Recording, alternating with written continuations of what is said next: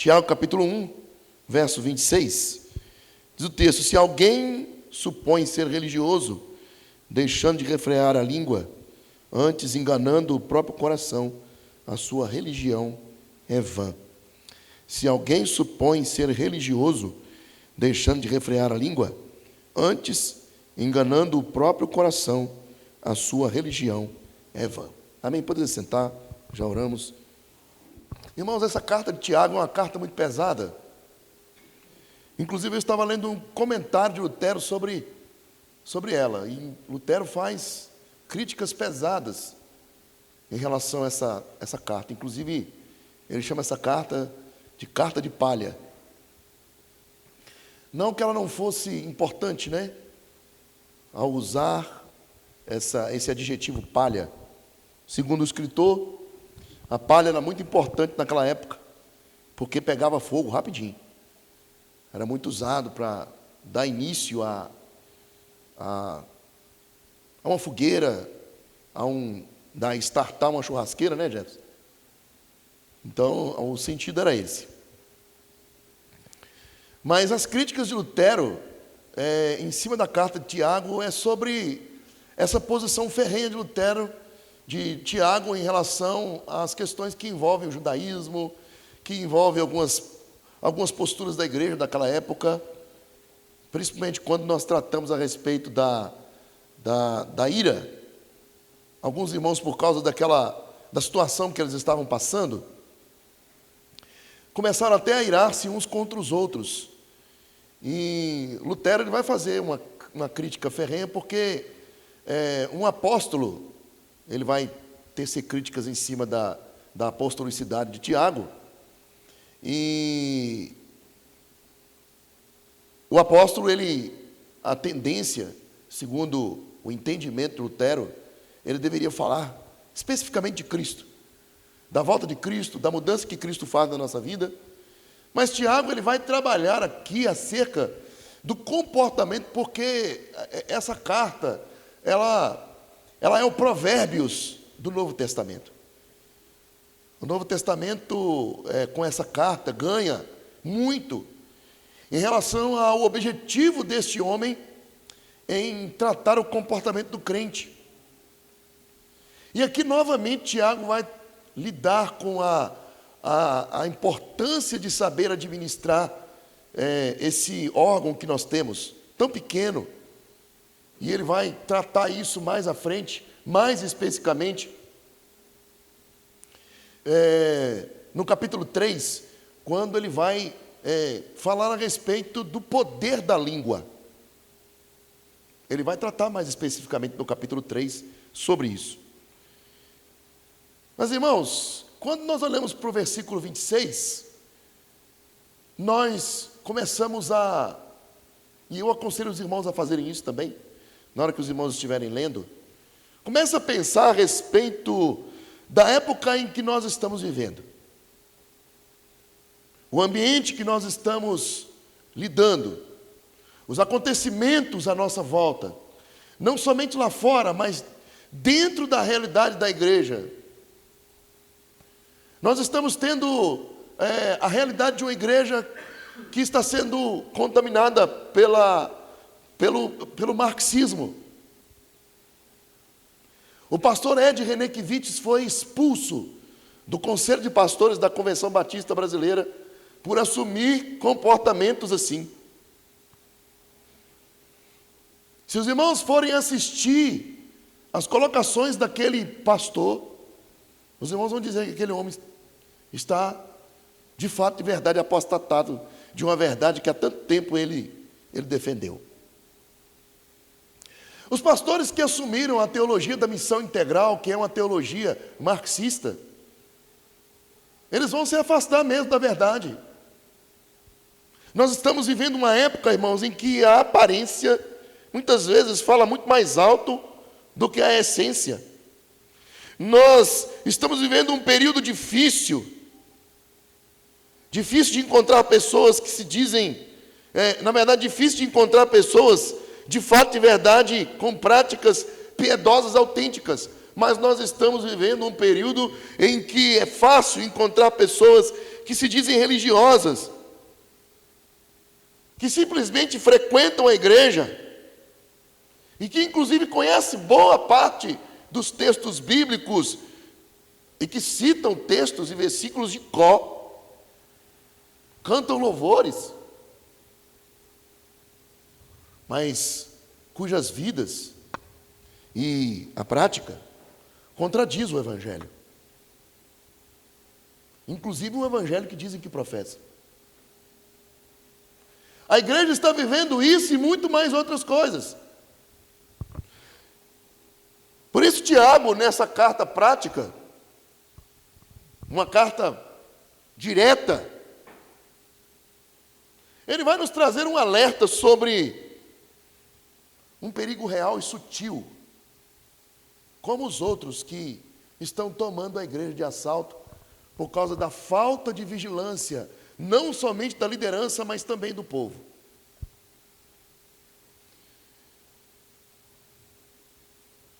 Uma situação sutil, aonde nós estamos enganando a nós mesmos quando nós não praticamos a palavra e passamos a viver uma religião vazia, desprovida de densidade, desprovida de conhecimento, desprovida de compromisso. Por isso, o tema da mensagem de hoje é: a prática da palavra nos livra de uma religiosidade vazia. Tiago vai dizer que quando alguém se considera religioso, ele precisa controlar a sua língua. Ele vai trabalhar esse órgão aqui. O texto é bem claro, ele diz assim: se alguém supõe ser religioso, deixando de refrear a sua língua, ou a língua, antes enganando o próprio coração, a sua religião é vã.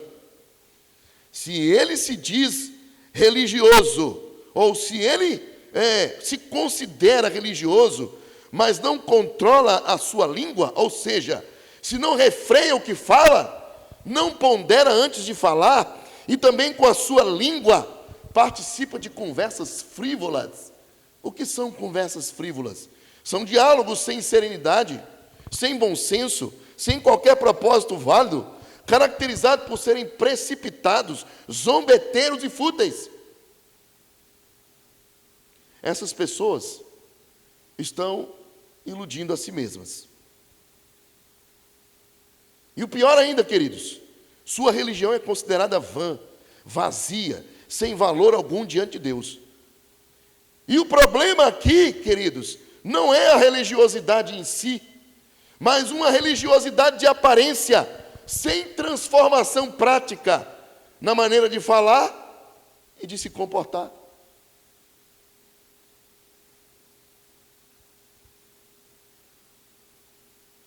Tiago nos mostra que a verdadeira fé se expressa em ações concretas, e uma delas é o domínio da língua. Algo que só é possível pelas ações do Espírito Santo e pela prática constante da palavra de Deus em nossas vidas. Na sessão anterior, ou seja, nos versículos que tratamos anteriormente,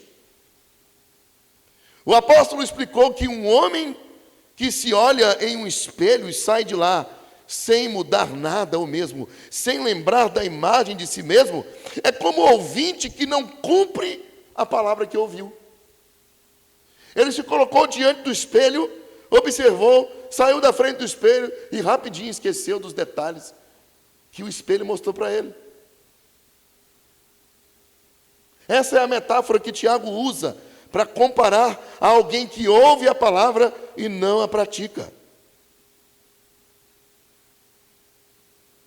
Ao aprendermos a ouvir a palavra e a praticarmos, passamos a aprender a ouvir os outros, porque refreamos a nossa língua e abrimos os nossos ouvidos. Aprendemos a ouvir também a Deus. E aí nós podemos nos voltar para a oração, quando nos colocamos diante de Deus para pedir, pedir, pedir, para falar, coloca tudo para fora. E aí no final ainda reclama dizendo que não ouviu Deus. Deus não vai falar porque, se nós estamos falando, Ele está diante de um monólogo, onde só eu falo e Ele fica calado. Agora, quando eu me coloco em oração, e sei o momento que eu tenho que falar e o momento que eu tenho que calar, eu passo a ouvir a Deus. A prática da palavra nos mostra que esta semente, plantada em nossos corações, nos ajuda a deixar de lado a maldade da nossa carne, que sempre, queridos, nos leva ao pecado e às suas consequências naturais, e uma delas, principal, é a morte.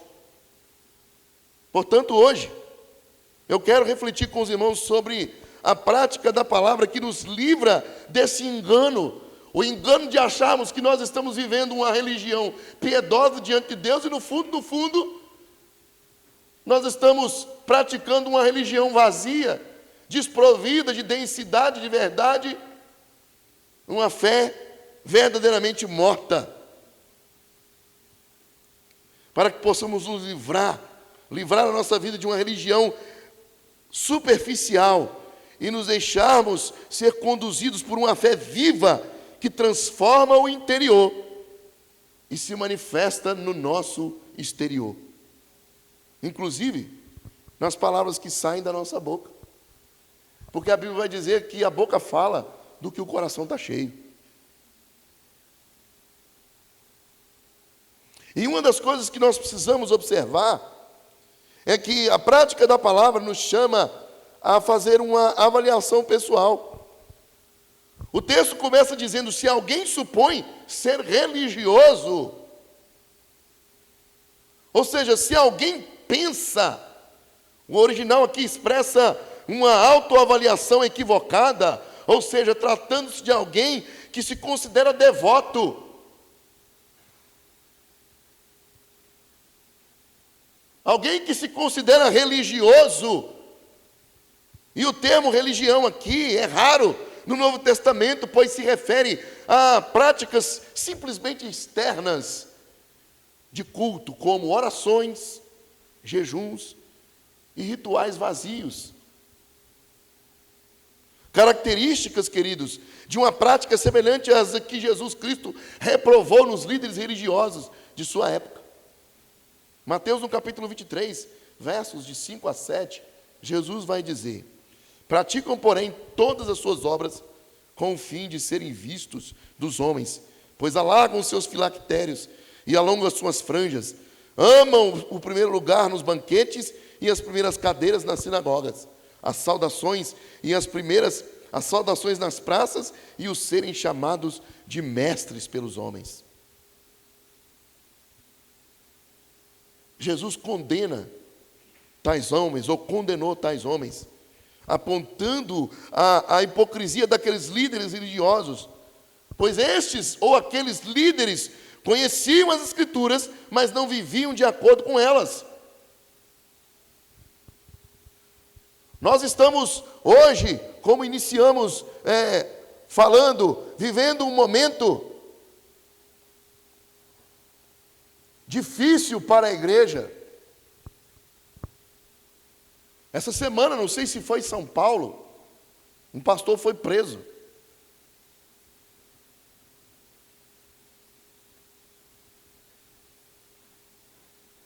Por administrar corruptamente os ganhos da igreja.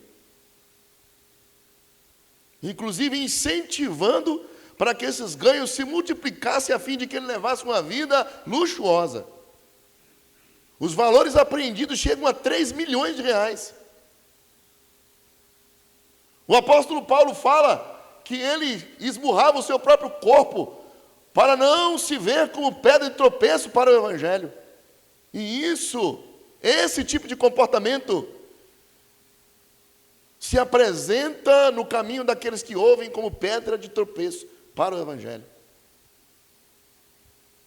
Da mesma maneira que esses homens foram condenados, Deus os condena esses homens hoje, Porque eles não se preocupam com os serem santos, mas sim por verem-se santos, a fim de receber a admiração do povo e o seu louvor.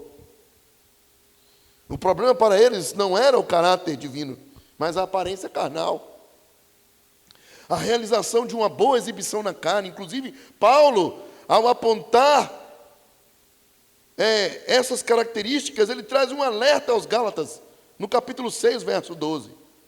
Todos os que querem ostentar-se na carne, esses vos constrangem a vos circuncidardes somente para não serem perseguidos por causa da cruz de Cristo.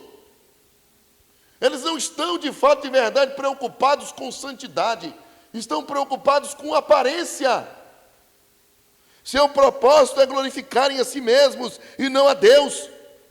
Hoje, queridos, como os fariseus, muitas pessoas conhecem a Bíblia, mas não têm suas vidas transformadas por ela. Dizem que seguem a Cristo, mas não vivem de acordo com a sã doutrina que ensina o amor, a misericórdia, a justiça e a santidade. As pessoas que vivem dessa maneira são hipócritas, geração daqueles que ocuparam a cadeira de Moisés, como Jesus denuncia em Mateus, no capítulo 23, versos 2 e 3. Na cadeira de Moisés se assentaram os escribas e os fariseus. Fazei e guardai, pois tudo quanto eles vos disserem.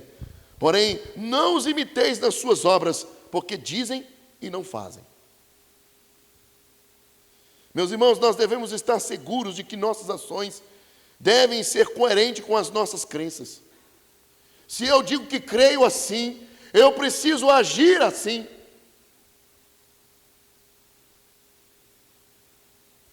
O autor aqui aponta para a realidade de que não basta parecermos religiosos, mas é necessário refletir o caráter de Deus nas atitudes cotidianas.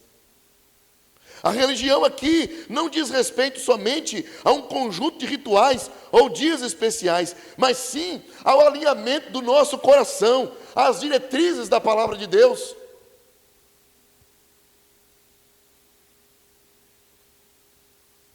Para que essas diretrizes conduzam a nossa vida à transformação palpável. E dessa forma, venhamos aguardar o Senhor, tendo como resultado uma vida transformada. Pedro vai dizer, em sua segunda carta, no capítulo 3, verso 14, portanto, amados, já que procurais essas coisas, sede diligentes para seres encontrados por Ele em paz, impecáveis e irrepreensíveis. Portanto, Tiago oferece uma maneira objetiva de nos avaliarmos em relação ao nosso progresso em direção às ações efetivas e consistente com uma fé madura. A prática da palavra de Deus nos chama a uma autoavaliação.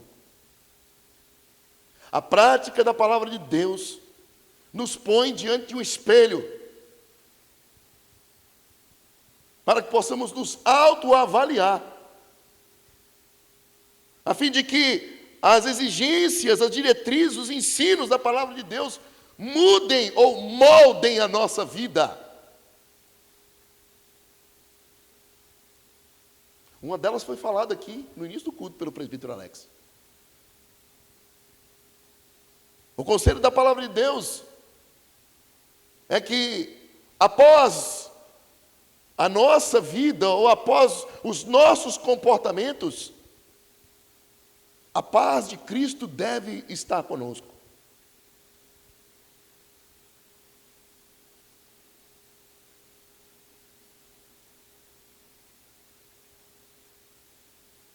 É necessário que essa sociedade veja em mim e em você as mudanças palpáveis da palavra de Deus. Mas para que isso aconteça, eu preciso ter uma prática fiel à palavra de Deus. Eu dei uma tarefa para as meninas no discipulado, falei com elas, olha, é necessário que vocês conheçam a Bíblia que vocês têm. E comecei no quadro a enumerar com elas os livros do Novo Testamento, um por um. É necessário que essa geração conheça a palavra de Deus.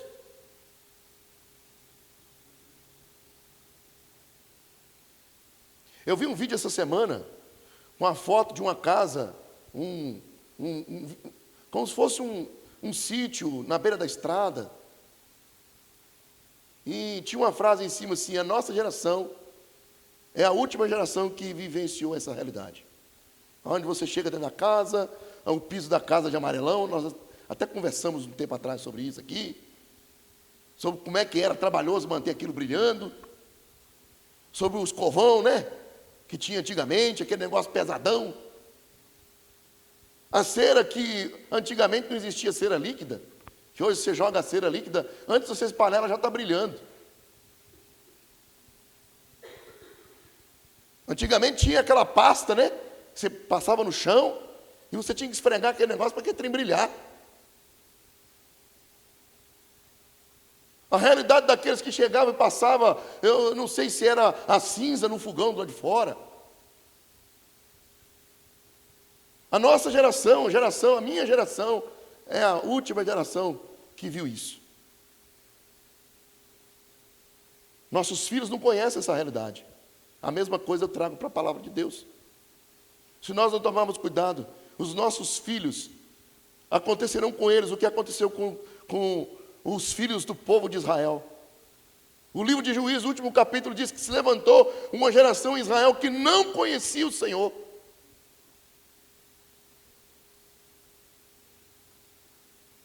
É importante, além de colocarmos em prática para as nossas vidas, ensinarmos os nossos filhos a se colocarem diante da palavra de Deus, para que eles perguntem para a palavra de Deus: o que você está fazendo? A maneira com que você está se comportando, Deus agrada? Agora, para eu fazer isso, eu preciso ser exemplo, prático. A Bíblia não diz que eu tenho que ensinar o caminho, eu tenho que ensinar no caminho. Por isso é necessário que a prática da palavra de Deus nos faça nos autoavaliarmos, para que mudanças e ações efetivas e também consistentes sejam o resultado de uma fé madura para as nossas vidas e a vida dos nossos filhos. Uma outra coisa que nós precisamos observar é que a prática da palavra de Deus nos chama a disciplinar a nossa língua. O como é difícil segurar a nossa língua.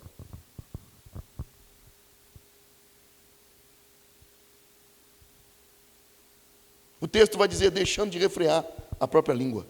O termo refrear aqui no grego aponta para literalmente colocar um freio. Davi está fazendo ao contrário do que Deus, Tiago está fazendo ao contrário do que Deus disse para Davi. No Salmo 32, se não me engano,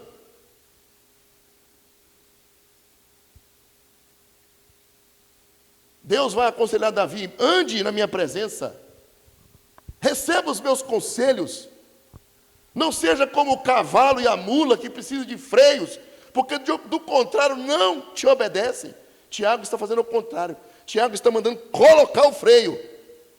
Nesse uso figurado, o apóstolo nos fala sobre a importância de controlar os nossos impulsos verbais.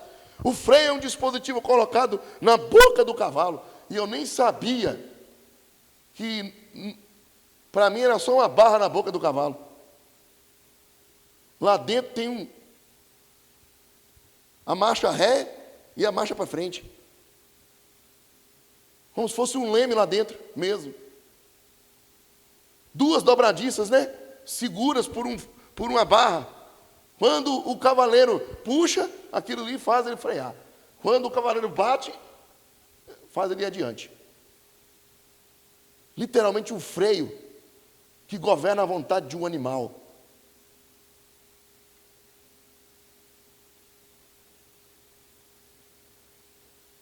Essa metáfora, por extensão, ela descreve um cenário em que uma pessoa genuinamente regenerada consegue controlar e controlar e filtrar as palavras que saem de sua boca. É nesse trecho que o autor aponta a realidade de alguém que não tem disciplina em sua fala, possuindo assim uma linguagem ofensiva, murmuradora, hipócrita e até mesmo destrutiva.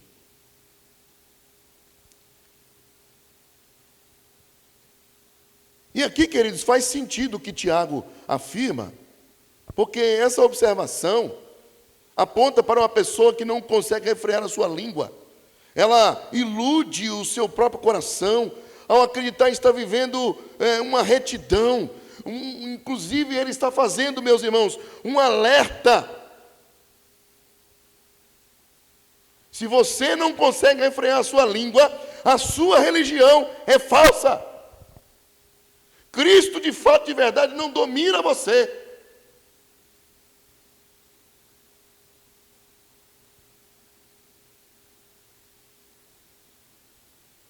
E Paulo novamente vai entrar aqui com o conselho dele à igreja da Galácia no capítulo 6, verso 3. O autor vai dizer, porque se alguém cuida de ser alguma coisa, não sendo nada, engana-se a si mesmo. A questão do controle da língua não é apenas uma medida objetiva para a própria pessoa, mas também para aqueles que ouvem o que sai da nossa língua desenfreada. E assim também significa um alerta quanto ao risco que corremos de fazermos queixas e julgamento contra os nossos irmãos, o qual Tiago ele vai repreender isso. No capítulo 5, verso 9, ele vai dizer, irmãos, não se queixem uns dos outros, para que não sejam julgados, pois vejam, o juiz já está à porta. Se tornando um exercício, um autoteste eficaz, para verificar se o crente está seguindo ao seu chamado para agradar a Deus em sua vida. Meus irmãos, ter uma língua sob controle é um tema ao qual Tiago retornará no capítulo 3, como nós falamos.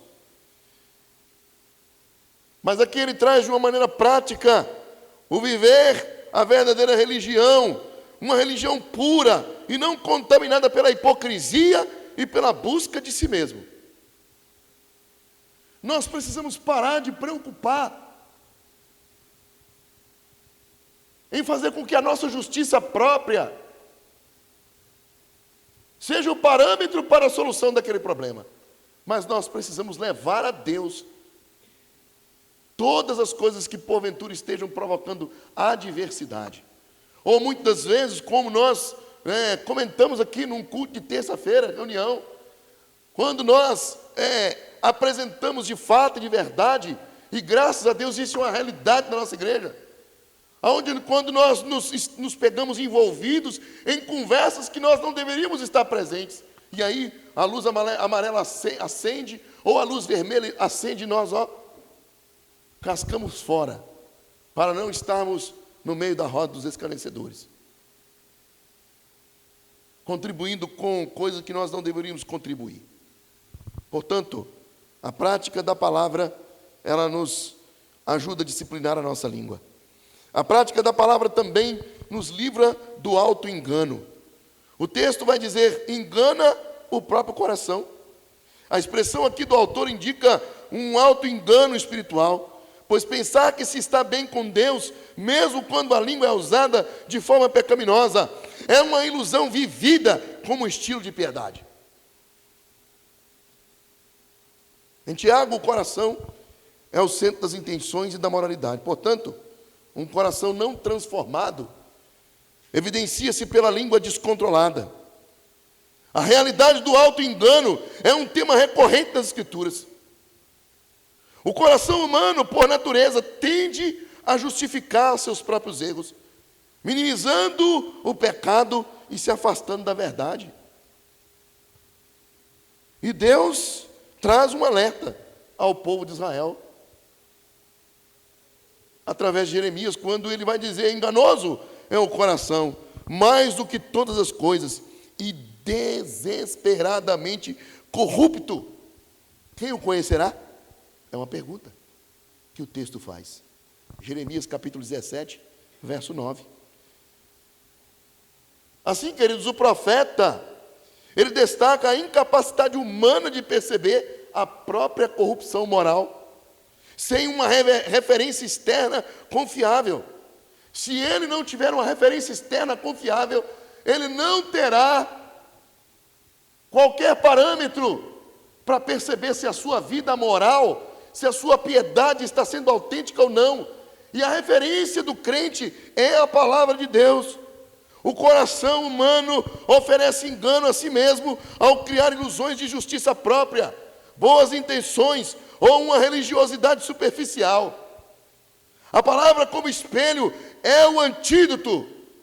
A palavra de Deus é frequentemente escrita como um espelho espiritual, que revela a nossa verdadeira condição. Porque ela vai se colocar diante de nós, como nós nos colocamos, deveríamos, né? Nos colocar diante dela, como um espelho sem filtro, sem ilusões ou máscaras.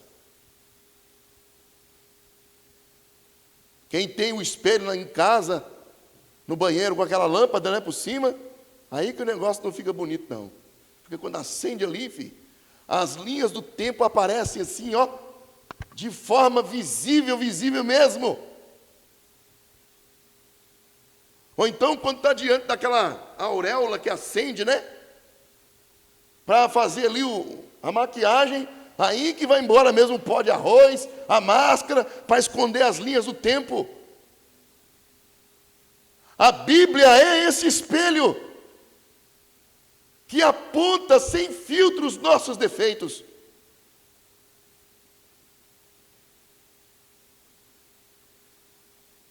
Tem pessoas que amam o espelho, mas maior é a quantidade de pessoas que correm de um espelho porque não querem ver as linhas do tempo. Sejam eles eu gosto de espelho. Por mais que o espelho entregue a minha silhueta, eu gosto de um espelho. Aponta que eu preciso correr, aponta que eu preciso mudar a minha alimentação, aponta que eu preciso desinflamar o meu organismo. Agora, e o que a palavra de Deus aponta como espelho para a nossa vida, se nós não nos colocarmos diante dela? A palavra de Deus aponta para nós que precisamos de atender as exigências de Deus para a santidade. Apontam que Deus nos chama para um compromisso mais profundo com os interesses de seu reino. A palavra de Deus como espelho aponta que nós precisamos abandonar qualquer tipo de mentira. Me lembro que eu trabalhei com um senhor, dono de um escritório, dono de uma imobiliária, e ele tinha a tal da chamada mentirinha social. Nunca tinha ouvido falar daquilo. Mentirinha social. Uma mentira social, mas é mentira do mesmo jeito. E eu disse para ele que o pai da mentira é o diabo. Se você mente, seja ela a mentira social, você se coloca como filho dele. Ele regalou um olho desse tamanho. Nós não podemos negociar princípios que a Bíblia não negocia. Por isso ela é um espelho sem filtros, sem ilusões e sem máscaras. E ela trata claramente sobre os nossos erros, nos trazendo um alerta. E nós falamos sobre isso na semana passada. Tiago, no capítulo 1, versos 2 e 24, ele vai dizer: sede cumpridores da palavra, e não somente ouvintes, enganando-vos a vós mesmos. Porque se alguém é ouvinte da palavra, e não cumpridor, é semelhante ao homem, como falamos, que contempla no espelho o seu rosto natural, porque se contempla a si mesmo, e vai-se, e logo se esquece de como era. Tiago, abertamente, claramente, diz que a palavra, quando ela é praticada, nós somos libertos de nos enganarmos a nós mesmos. A palavra é como um espelho e mostra a verdade sem rodeios, assim como o espelho mostra, como já falamos, as linhas do tempo que estão claras no nosso rosto, sem se importar em nos constranger. Mas não adianta nada se nós olharmos para o espelho e vermos as rugas do nosso rosto, e vermos a silhueta do nosso shape, né, Raíssa? Se não tomarmos uma atitude de nos livrarmos da pochete do pecado, que nos acompanha e que vamos ganhando com o passar do tempo na vida cristã. Se não houver resposta prática, a visão não mudará a realidade. O auto-engano aqui é a mais sutil das ilusões, pois mais do que saber a verdade, é viver e praticar a verdade. A prática da palavra nos liberta. Essa é a verdadeira libertação do auto-engano, pois vem da obediência aos ensinos dessa palavra, que transforma não apenas o nosso comportamento, mas principalmente o nosso coração, porque quem dita os nossos comportamentos é o nosso coração. João 8, 31, 32. Se vós permanecerdes na minha palavra, verdadeiramente sereis meus discípulos, e conhecereis a verdade, e a verdade vos libertará. A permanência na palavra implica prática contínua. Só quando a verdade é vivida, ela se torna libertadora. A prática da palavra nos alinha com a realidade divina e nos livra das distorções que criamos sobre nós mesmos. Meus irmãos, a prática da palavra de Deus é essencial para nos livrar do auto-engano. Por quê? Ela nos confronta com a verdade objetiva de Deus. Ela revela a falsidade do auto-engano que construímos. A prática da palavra de Deus nos leva à humildade, ao arrependimento e à transformação. Do contrário, não haverá humildade, não haverá arrependimento e muito menos transformação. O auto-engano espiritual é perigoso, é mais perigoso do que o erro. Porque quem está enganado, crê que está certo. Só a luz da palavra, recebida com fé e colocada em prática, pode desfazer essa ilusão.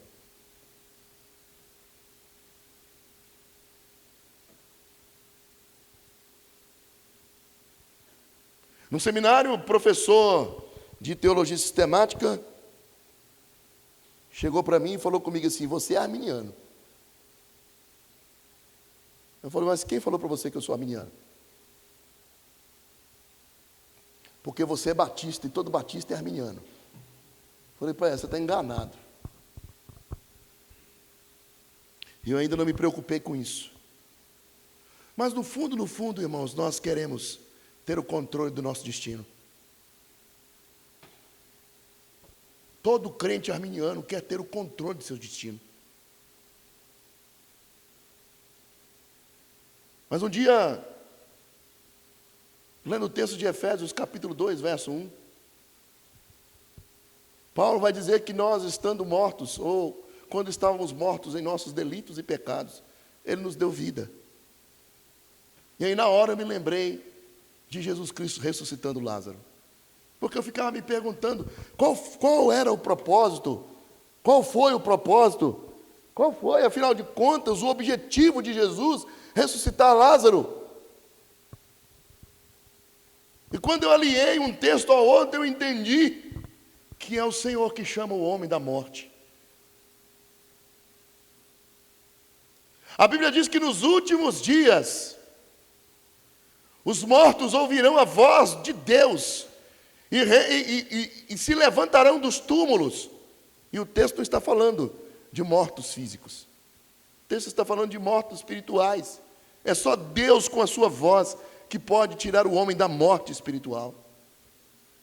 Se nós não olharmos para a palavra de Deus, nos submetermos à palavra de Deus, nos entregarmos à palavra de Deus, não para dominá-la, como disse as meninas aqui, mas sim para sermos dominados por ela, nós não seremos libertos do nosso auto-engano, de acharmos que temos o controle das coisas. Mas é Deus que tem o controle de todas elas, e mesmo assim, Ele não vai deixar de exigir do homem, principalmente o regenerado, da sua responsabilidade. Eu sou soberano. Criei, comando e governo todas as coisas. Mas eu vou cobrar de você sua responsabilidade. Deus não vai deixar de fazer isso. E é pela palavra de Deus que nós conseguimos compreender isso. O auto-engano espiritual é mais perigoso do que o erro, porque quem está enganado crê que está certo. Só a luz da palavra recebida com fé e colocada em prática pode desfazer essa ilusão. Deus, na pessoa de seu Espírito, é o único que pode fazer amanhecer na vida do homem que está entregue às trevas e ao engano.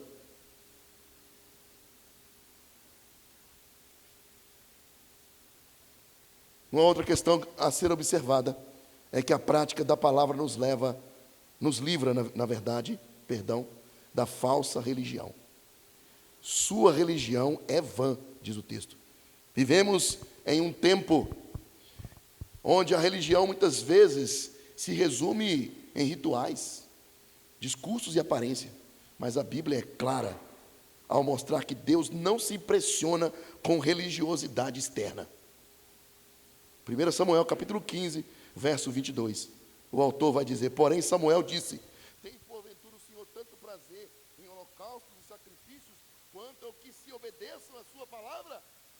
Melhor do que gordura de carneiros. Oi.